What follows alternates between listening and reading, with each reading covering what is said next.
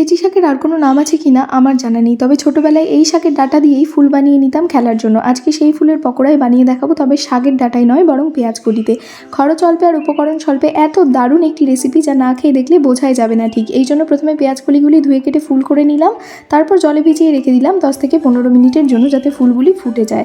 জলে রাখার কিছুক্ষণ পর দেখবেন সুন্দর ফুল হয়ে গেছে। এবার একটি প্লেটে সব পেঁয়াজ কলির ফুলগুলি নিয়ে দিয়ে দিলাম নুন, হলুদ, চালের গুঁড়ি, বেসন না থাকলে ময়দা দিতে পারেন, আর বেসন অপেক্ষা চালের গুঁড়ি একটু বেশি দেবেন। সবশেষে দিলাম লঙ্কার গুঁড়ো। এবার অল্প অল্প করে জল দিয়ে সব কিছুকে আলতো হাতে ভালো করে মেখে নিতে হবে। এইভাবে কাজটি করলে খুব সাবধানে করবেন, আর ব্যাটারটি সেপারেটলি করলে একটু ঘন করে নেবেন, ব্যাস।